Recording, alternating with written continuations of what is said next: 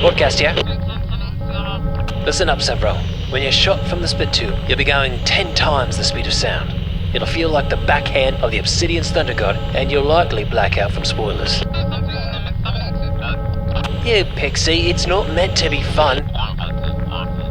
You can do this. We'll see you on the Vanguard. Broadcast out.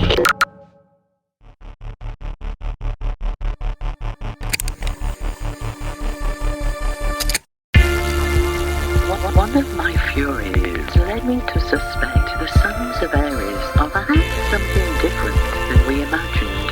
More doesn't die 1,000 times. Exalt the honor. Let us rise together.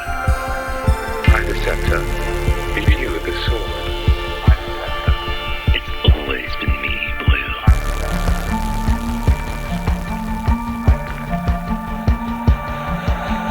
Rise, man of Mars, and take with you my wrath.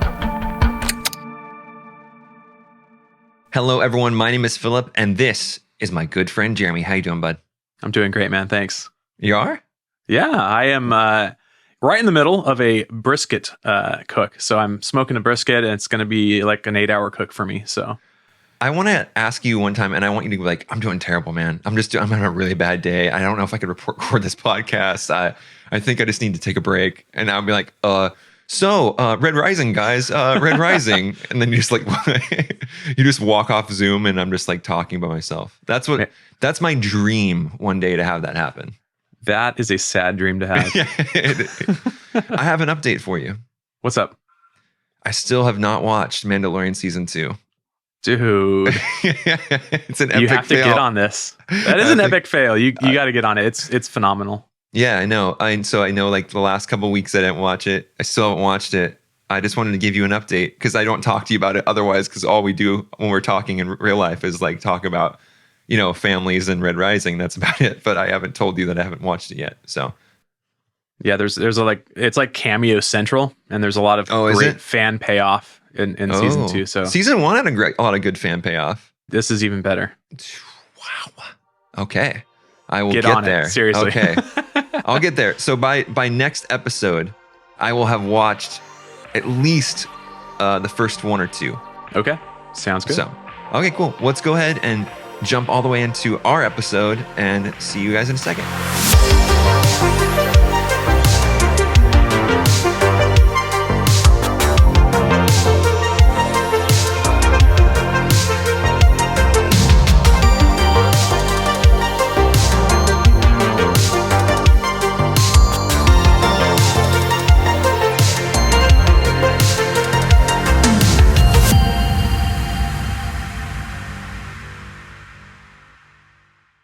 I want to jump all the way into this with you, man. I don't want to talk about Tactus as a standalone character. I want to talk about him in context. And to do that, we're going to jump into chapter 29, which is Old Man's Wrath, which is his final scene in the story. It's a very important scene for me personally. I know it's an important scene for you personally. Yes. We are Team Tactus all the way. This is a character that we both love and like. So it's going to be fun to talk about. Actually, kind of hard to talk about at some points. But I think either way, we're excited. I want to talk about just my general feelings for this chapter real quick, and then I want to ask you the same question, kind of your general thoughts, I guess. For sure. Well, for me, like when I look at chapter 29, Old Man's Wrath, I kind of feel this, there's a sense of like, I kind of figure out everything that Tactus is in a way. I get notes of who he was before he met Darrow, kind of like in his relationship with his brothers and his mother. I get kind of notes of who he became when he aligned himself with Darrow. I get notes of who he was after Darrow misused him, because we both believe that happened as well. And then I kind of get this feeling of he really progresses and he has a very amazing arc. Even though it's brief and short, it's highly emotional. It's one of my favorites. And I'm just excited to talk about all those like things with you. But for you, like kind of what's the general kind of feeling that you get when you read this chapter, Old Man's Wrath? Yeah, it's kind of on both sides. I mean, there's certainly this bitter element to it Like you said, we're Team Tactus, and I identify with him. I mean, not in the particulars of the horrible things he's done, but just in his nature of continuing to fall into the same trap. And so he's very much an identifiable character to me. And for him to meet the end that he does right after this reconciliation with Darrow is just really sad to me. But on the other side of it, it's a great moment. I mean, not only does Pierce draw along the storyline very well through this action scene that kind of has this lull right here, but we talked about it in season 1, also with Tactus, where Darrow serves in this very much a messianic figure. Mm-hmm. It kind of returns to that. I mean, aside from his understanding that he's kind of wronged Tactus in his approach to the relationship, he takes him back. He gives him chance after chance, and just understands that despite his nature, that he can be great, he can do good things. And I think that's a huge, beautiful part of this chapter as well for me. I agree. And I want to say this. This is my favorite version of Darrow, is the compassionate Darrow. We have this character that is vicious, and he's violent, and he's extreme, and he's cunning, and he's intelligent. But I think his best quality, Darrow's best quality, is his compassion and how he can offer that to people.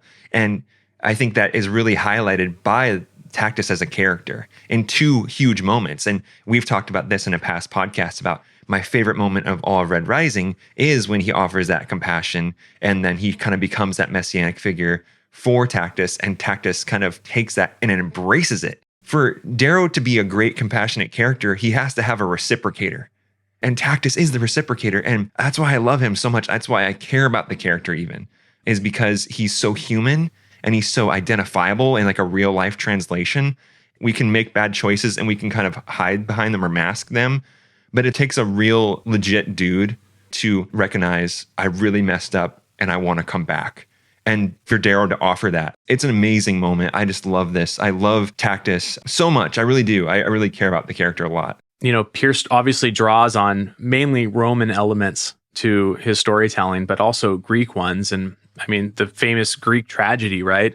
I think that there really is this element to a tragedy to this story. You do have this kind of salvation of a very terrible character that does horrible things. In book 1, Darrow wins him over by taking the punishment upon himself and kind of winning him over. And, even in this chapter here, Old Man's Wrath that we're talking about, Tactus says, I was testing you, to see if you're worth following.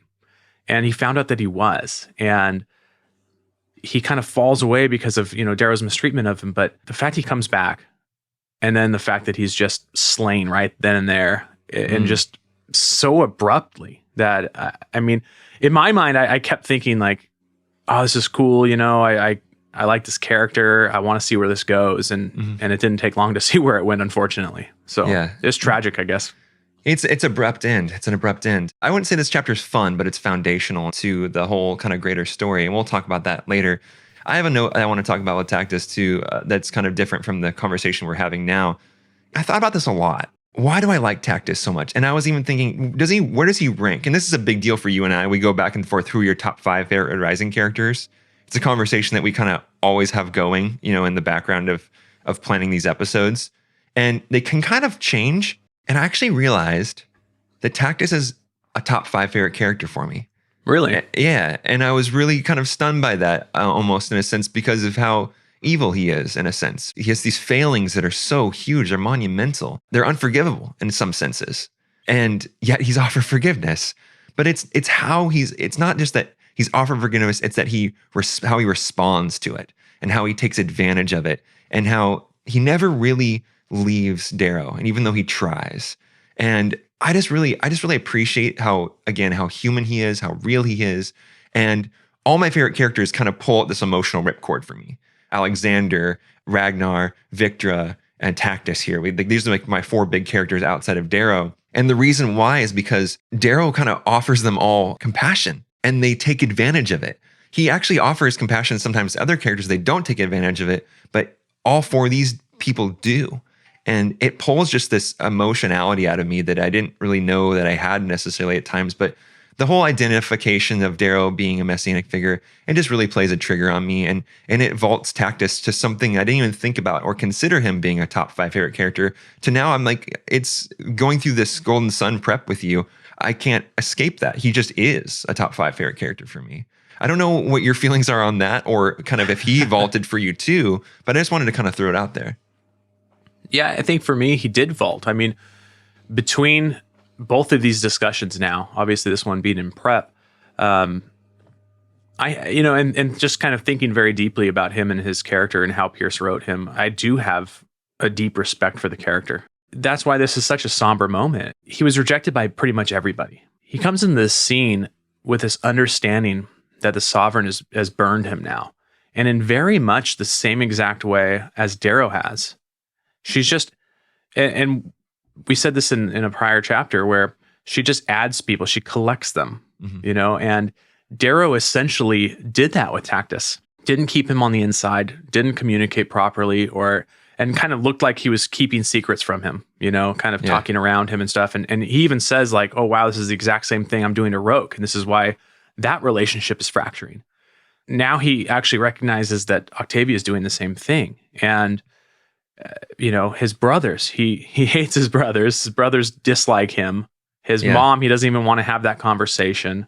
And then now these other 2 close people, Octavia and Darrow, are basically treating him the exact same. There's these words that Tactus tells Darrow, and he's like, she calls me the mighty servant, in reference to his mom, how that's so frowned upon, and how in this society, it's not cool to be like just under someone. I take my favorite sidekick, Batman and Robin. I love Robin. I've been him for Halloween numerous times as a child. I look at Robin, he's not, or she, depending on what depiction you're reading, is not all the way on the inside, not all the way in the thoughts and the head of Batman. But Robin is still looked at with like high regard within that world, within the world of Gotham City. Absolutely. But in this world, being a servant or being an aide or being underneath someone or a lieutenant or whatever, it doesn't compute for these people. And that's what Tactus wants. He wants to be underneath Darrow, but he's not allowed to be underneath Darrow because, like you said a minute ago, his brothers, his mother, the gold machine at large, and it's just all telling him, you got to go and be your own reaper, right? Yes. And he's not allowed to just be what he wants to be. And that's why this is such a broken world. And it frustrates me for this character who just, all he wants is to be his own man. And for him to be his own man is to be with Darrow, to be home is what he called it. It's an intimate moment, right? To read about someone's feelings and have them be so available to you, it can't help but maybe choke you up a little bit. With me being in business, it may not be widely practiced in my opinion, but one of the favorite things to talk about is servant leadership. That idea is really what Darrow, to your point, is gravitating toward. But you're right. In this society, that's horrible. That's just the wrong way to do it. You would never serve somebody. And you're always trying to basically play this power position game, right? Where you have to make other people subservient to you. And I mean, that's what the slavery and the caste system and everything like that is all about, really. Let's see, Darrow's nickname. It's too easy. Hold on. When Cassius and Darrow meet after Severo... too obscure. Oh, here's a good one. What did Orion do before she was assigned to the Bridge of the Pax? Yeah, indeed. Oh, sorry, broadcast here? Didn't realize anyone was on this channel. I was just trying to think of a tricky question for the next trivia night. Oh, we do trivia nights on Discord. It's actually a lot of fun. If you want to join us, it's easy. You just go to patreon.com/HailReaper, sign up for the $5 tier, and then you get an invite to the Discord community, and you can be a part of the next trivia night if you want. It's a lot of fun. We divvy people up into teams, and then each team gets their chance to answer the questions that are posed by not only the host, but people from the community as well. And just think about checking it out. What else was I doing? Oh, I'm supposed to read an ad again. Let's see, now who was it for? Oh, it's for that copper bloke. That's right, hold on. Let me find some music. What am I going to put on this week? Got it. This is a good one. Hail Reaper is brought to you this week by Tariqian Law. If you're seeking legal counsel or you're in a situation that you're not sure how to handle, Torigian Law might just be the answer. They offer a free consultation to assess your situation because not every attorney is the right professional for the job. The great thing about Torigian Law is that there's no doublespeak, no confusing language, no upfront commitment. It's just a conversation with someone who wants to understand what you're going through and help you get to the next step. Getting started is easy. Just call 559-627-5399 or visit torigianlaw.com on the HoloNet. That's TORIGIANLAW.com. No matter the circumstance, we all deserve peace of mind. So stop sitting with the uncertainty and get the advice you need today. That's TORIGIANLAW.com or call 559-627-5399. Torigian Law. The advice you need minus the BS.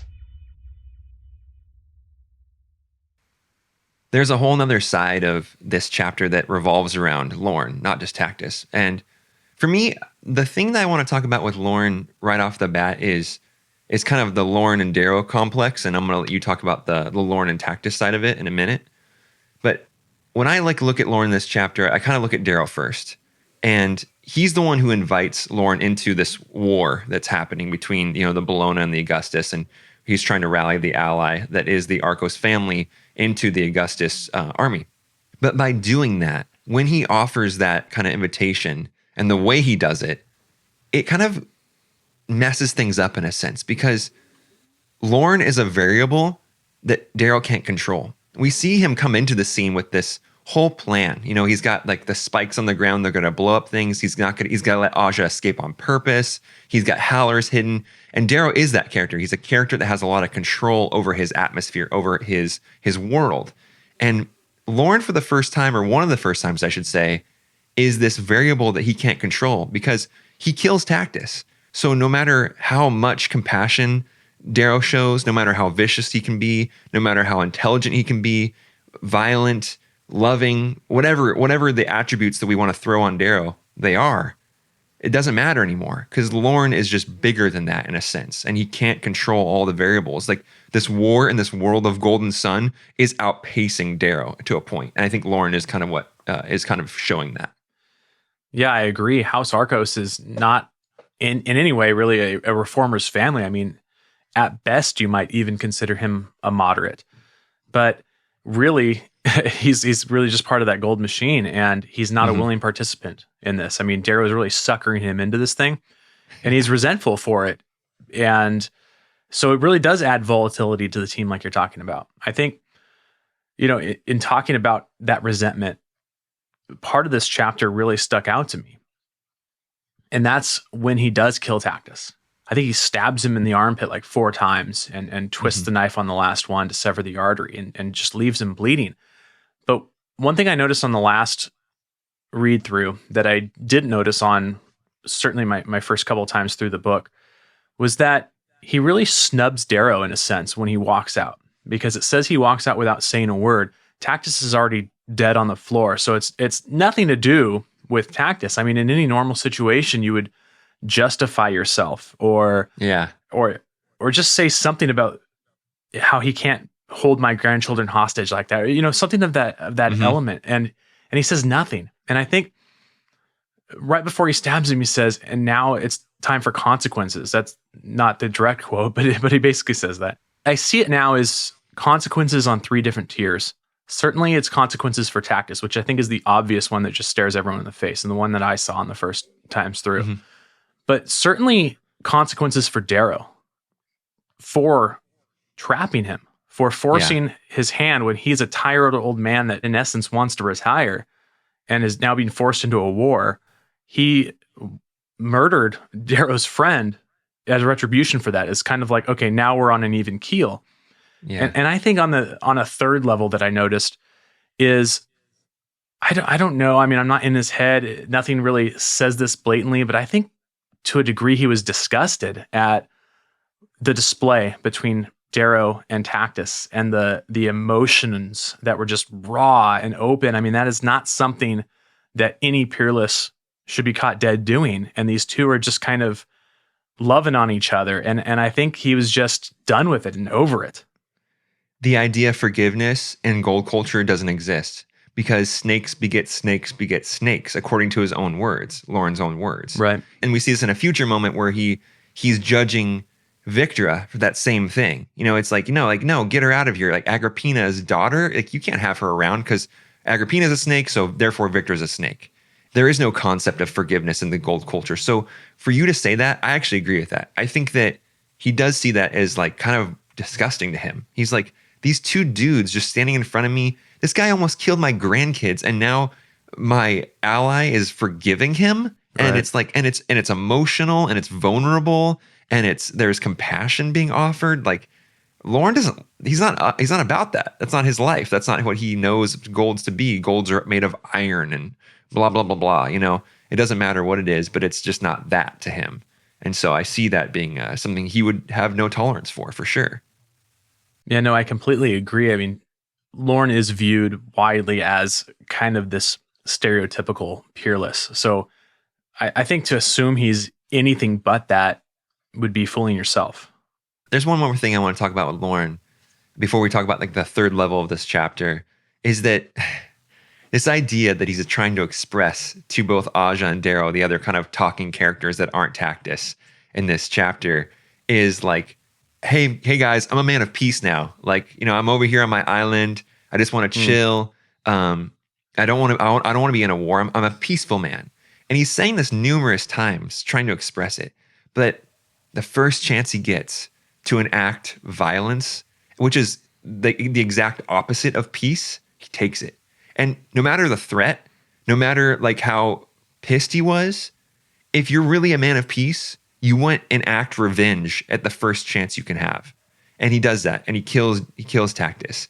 And it's like, it's straight up not just killing, it's straight up murder. Like there was no duel, there was no prerequisite for what was about to happen. He just does it. And he does it in Darrow's face. He does it blatantly, like you said.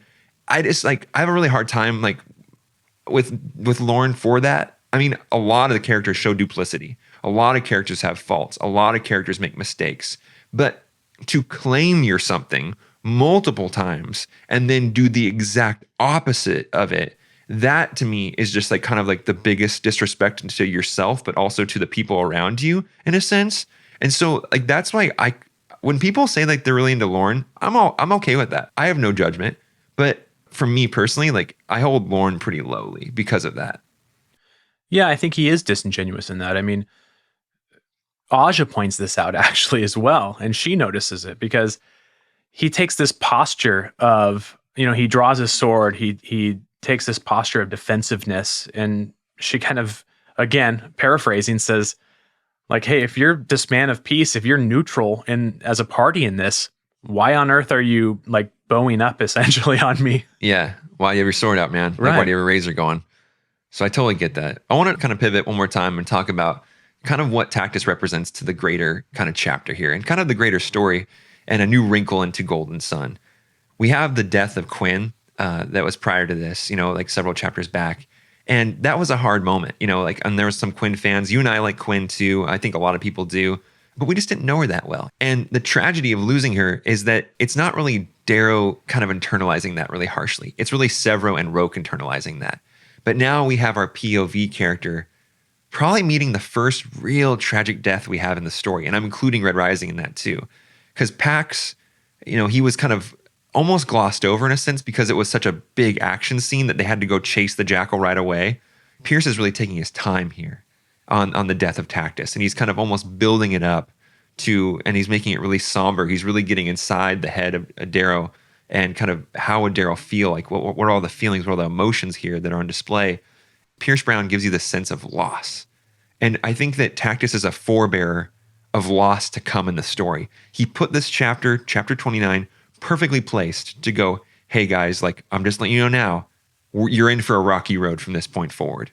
Like you're going to experience more death and it's going to be more crazy, more tragic. And I think that Tactus is kind of a representation of that loss that kind of permeates the story, at least the back half of the story. Yeah, I think on this theme of loss, it's one that this book shares in character with Dark Age. I mean, Dark Age is one where its readers are often given condolences when they finish. Very much in the same way, they both suffer from that middle kid syndrome. you have these two rises, and there has to be that regression we talked about before in order to get there. Comparing my feelings about books 1 and 2 and why deaths like Pax and others in book 1 didn't impact me as much, I started thinking about it pretty deeply. And I know you and I kind of talked through this a little bit, but you notice that inside of these action scenes, inside of this storm, there's the eye of the tornado, which is very calm. And in book 1, I don't think Pierce really calms the scene down in order to have that somber moment, as you put it, in times of death. And he really is able to capture that very well. I mean, look at Tactus. It's an extremely exciting book as a whole, let alone a scene. And suddenly it slows completely down, and it's just this isolated dialogue that's so rich and beautiful. And I think his ability to do that throughout the second book just draws more emotions out of you during that time of loss.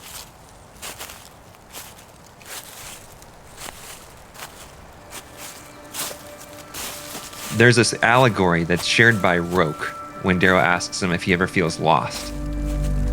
And I think he does it more of a eulogy over Quinn as she's dying. We're going to do the same thing. Again, we're Team Tactus. Despite all his failings, despite all his sins, this is his moment. This is his turning point. He just didn't get a chance to live that out. You and I have a great affection for this character because he feels so real, so human, and this is our eulogy to Tactus.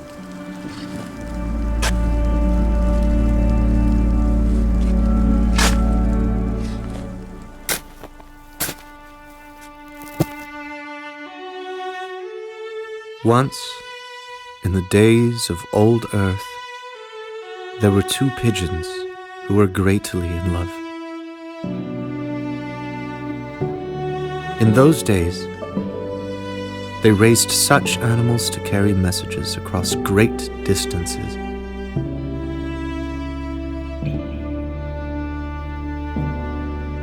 These two were born in the same cage, raised by the same man, and sold on the same day to different men on the eve of a great war.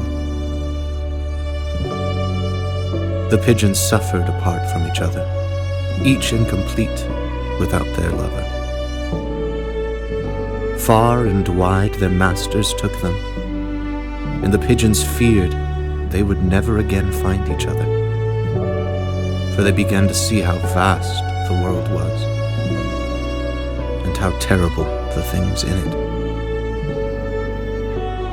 For months and months, they carried messages for their masters, flying over battle lines, through the air over men who killed one another for land. When the war ended, the pigeons were set free by their masters, but neither knew where to go. Neither knew what to do. So each flew home. And there, they found each other again, as they were always destined to return home and find, instead of the past, their future.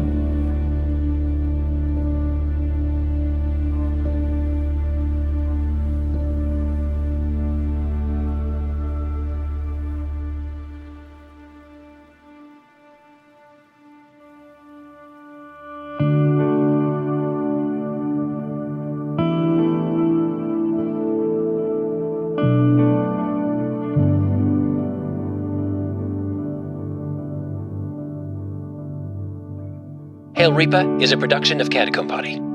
Thanks to Pierce Brown for creating this universe, and thanks to all the contributors who make this show possible.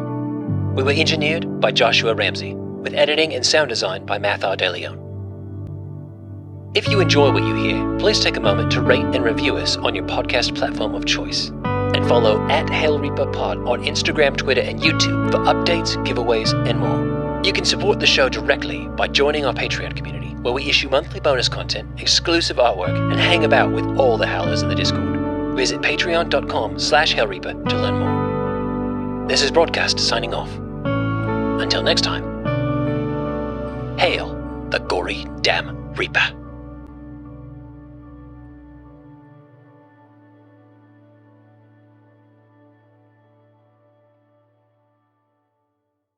Company.